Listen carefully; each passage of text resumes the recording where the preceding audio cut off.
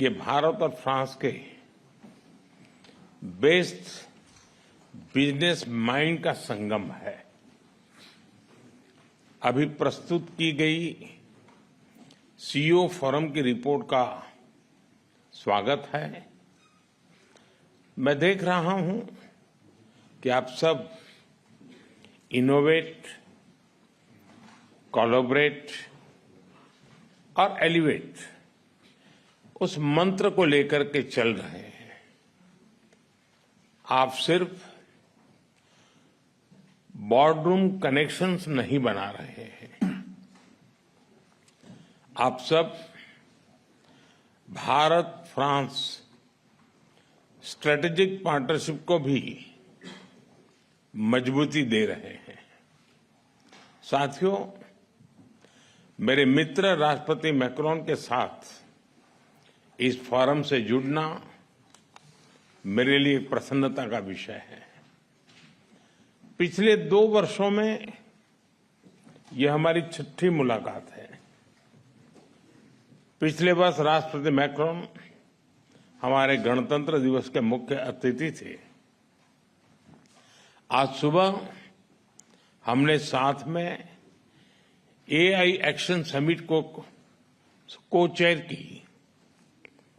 मैं राष्ट्रपति मैक्रोन को इस सफल समिट के लिए हार्दिक बधाई देता हूं। साथियों, भारत और फ्रांस केवल लोकतांत्रिक मूल्यों से ही नहीं जुड़े हैं। हमारी दोस्ती की नींव डीप ट्रस्ट, इनोवेशन और जन कल्याण की भावना पर आधारित है। हमारी साझेदारी केवल दोनों देशों तक ही सीमित नहीं है। हम वैश्विक समस्याओं और चुनौतियों के समाधान में मिलकर सहयोग दे रहे हैं। मेरी पिछली यात्रा के दौरान हमने अपने साझेदारी के लिए 2047 रोड मैप बनाया था। उस पर चलते हुए हम हर क्षेत्र में सहयोग को व्यापक तरीके से आगे बढ़ा रहे हैं। साथियों, आप में से अधिकतर कंपनियां भारत में पहले से मौजूद है। Aerospace, ports, defence, electronics, dairy, chemicals और कंज्यूमर गुड्स जैसे अलग अलग क्षेत्रों में आप सब है और काफी एक्टिव है। कई सीईओ से मुझे भारत में भी मिलने का अवसर मिला है। भारत में बीते 1 दशक में जो बदलाव आए हैं उससे आप भली भांति परिचित हैं। हमने एक स्टेबल पॉलिटी और प्रिडिक्टेबल पॉलिसी, ये इकोसिस्टम स्थापित किया है। रिफॉर्म, परफॉर्म, ट्रांसफॉर्म के पथ पर चलते हुए आज भारत विश्व की 5वीं सबसे बड़ी इकोनॉमी है। विश्व की सबसे तेजी से ग्रो करने वाली मेजर इकोनॉमी है। जल्द ही दुनिया की 3री बड़ी इकोनॉमी बनने जा रहे हैं। भारत की स्किल्ड युवा टैलेंट फैक्ट्री और इनोवेशन स्पिरिट वैश्विक पटल पर हमारी पहचान है। आज भारत तेजी से पसंदीदा ग्लोबल इन्वेस्टमेंट डेस्टिनेशन बनता जा रहा है। हमने भारत में एआई, सेमीकंडक्टर और क्वांटम मिशन लॉन्च किए हैं। डिफेंस में हम make in India and make for the world को प्रोत्साहित कर रहे हैं। आप में से कई लोग इससे जुड़े भी हैं। स्पेस टेक्नोलॉजी में हम नई ऊंचाइयां छू रहे हैं।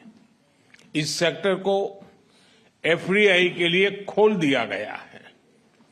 हम भारत को तेजी से एक ग्लोबल बायोटेक पावर हाउस बना रहे हैं। इंफ्रास्ट्रक्चर विकास हमारे लिए प्राथमिकता का विषय है और इस पर हम सालाना $114 बिलियन से अधिक का पब्लिक एक्सपेंडिचर कर रहे हैं।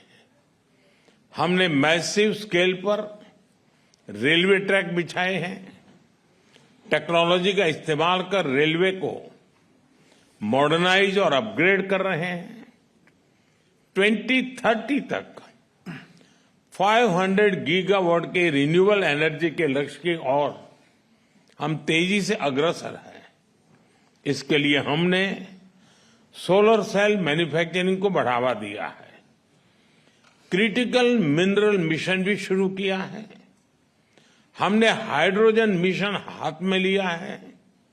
इसके लिए इलेक्ट्रोलाइजर मैन्युफैक्चरिंग को बल दिया गया है। 2047 तक हम 100 गीगावाट न्यूक्लियर पावर का लक्ष्य लेकर चल रहे हैं। मुझे बताते हुए खुशी हो रही है कि इस क्षेत्र को प्राइवेट सेक्टर के लिए खोला जा रहा है। हम एसएमआर और एएमआर टेक्नोलॉजी पर फोकस कर रहे हैं। साथियों, आज भारत डाइवर्सिफिकेशन और डी रिस्किंग का सबसे बड़ा केंद्र बनता जा रहा है। कुछ दिन पहले हमारे बजट में न्यू जनरेशन रिफॉर्म्स अंकित किए गए हैं। ईज ऑफ डूइंग बिजनेस के लिए नए कदम उठाए हैं। पिछले कुछ वर्षों में हमने 40,000 से अधिक कंप्लायंसेस को रेशनलाइज किया है। ट्रस्ट बेस्ड इकोनॉमिक गवर्नेंस को आगे बढ़ाने के लिए एक high level committee for regulatory reforms गठित की है। कस्टम रेट स्ट्रक्चर को रेशनलाइज किया है। अंतर्राष्ट्रीय व्यापार को आसान करने के लिए डिजिटल पब्लिक इंफ्रास्ट्रक्चर की मदद से भारत ट्रेड नेट की शुरुआत की जा रही है। ईज ऑफ लिविंग की दिशा में नया सिंप्लीफाइड इनकम टैक्स कोड हम ले आ रहे हैं। नेशनल मैन्युफैक्चरिंग मिशन की घोषणा की है और नए सेक्टर्स जैसे कि इंश्योरेंस सेक्टर को 100% एफडीआई के लिए खोल दिया गया है। इन सब इनिशिएटिव्स को आप जरूर ध्यान से स्टडी करें। मैं आप सबको कहता हूं कि भारत में आने का यही समय है, सही समय है। भारत की प्रगति में सभी की प्रगति जुड़ी है। इसका एक उदाहरण एविएशन क्षेत्र में देखा गया, जब भारतीय कंपनियों ने हवाई जहाजों के लिए बड़े ऑर्डर्स दिए और अब जब हम 120 नए एयरपोर्ट्स खोलने जा रहे हैं तो भविष्य की संभावनाओं का आप स्वयं अंदाजा लगा सकते हैं। साथियों, भारत के 1.4 बिलियन लोगों ने 2047 तक विकसित भारत का संकल्प लिया है। चाहे डिफेंस हो या एडवांस टेक्नोलॉजी, फिनटेक हो या फार्मा, टेक हो या टेक्सटाइल, एग्रीकल्चर हो या एविएशन, हेल्थ केयर हो या हाईवेज, स्पेस हो या सस्टेनेबल डेवलपमेंट, आप सभी साथियों के लिए इन सभी क्षेत्रों में इन्वेस्टमेंट्स और कोलैबोरेशंस की अनेक संभावनाएं हैं। मैं आप सभी को भारत की विकास यात्रा से जुड़ने के लिए आमंत्रित करता हूं।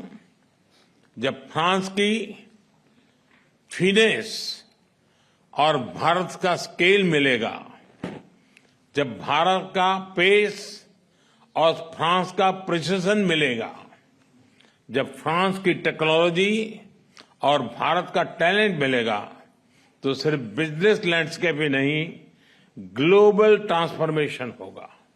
एक बार फिर अपना कीमती समय निकालकर यहां आने के लिए आप सभी का बहुत बहुत धन्यवाद करता हूं।